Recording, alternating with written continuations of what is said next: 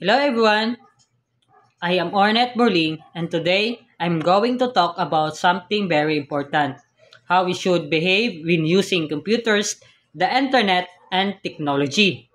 These are called the 10 Commandments of Computer Ethics. The 10 Commandments of Computer Ethics. Thou shalt not use a computer to harm other people. This commandment emphasizes the importance of using technology in ways that do not cause harm to others. This includes avoiding actions like cyberbullying, spreading viruses, or engaging activities that disrupt others' digital experience. Always think before you post or share content online. Ensure that your actions do not harm others and report any harmful behavior you encounter. Number 2, thou shalt not interfere with other people's computer work.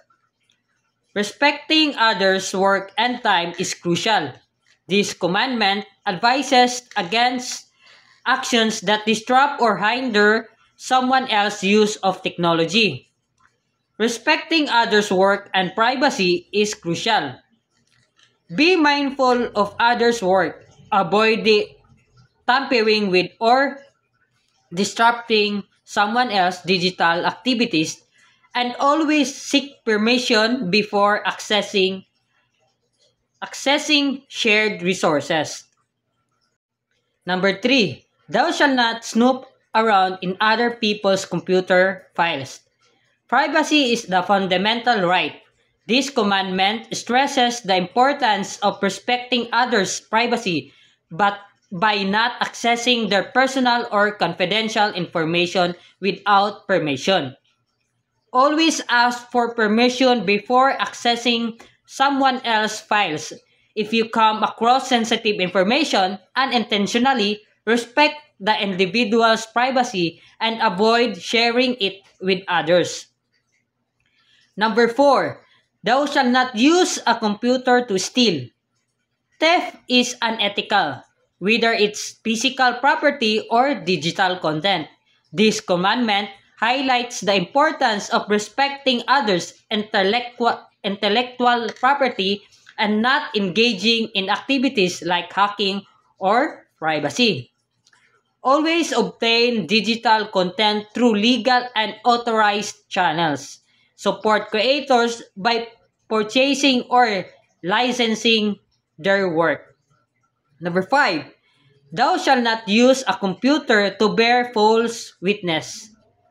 Spreading misinformation or lies can have serious consequences.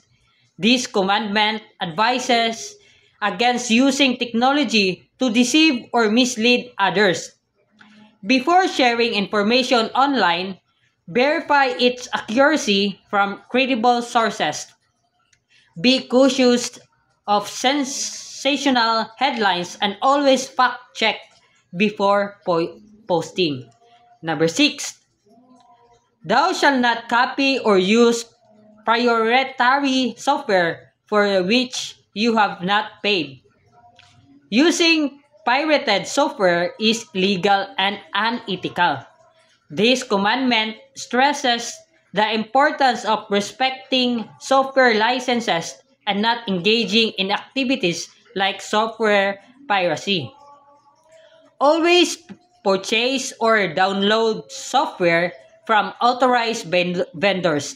Respect software licenses and avoid using pirated versions. Number 7, thou shalt not use other people's computer resources without authorization or proper compensation. This commandment advises against exploiting others' resources without permission or compensation.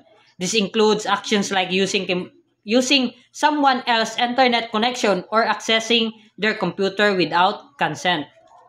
Always seek permission before using someone else. If you need access to shared resources, ensure that you have the necessary authorization. Number 8. Thou shalt not appropriate others people's intellectual output. Plagiarism is a serious offense. This commandment emphasizes the importance of giving credit to others for their work and not passing it off as your own. Always attribute sources when using someone else's work. Paraphrase information in your own words and provide proper citation to acknowledge the original creator. Number 9. Thou shalt not think about the social consequences of the program you are writing or the system you are designing. Technology has a profound impact on society. This commandment encourages developers to consider the broader implications of their creations and ensure that they contribute positively to society. When developing software or systems, consider their potential effect on users and society. Strive to create solutions that are beneficial and ethical. Number 10. Thou shalt not always use a computer in ways that ensure consideration and respect for your fellow humans. These final commandments encapsulates the essence of others, treating others with kindness and respect in all digital interaction. That's all. Thank you.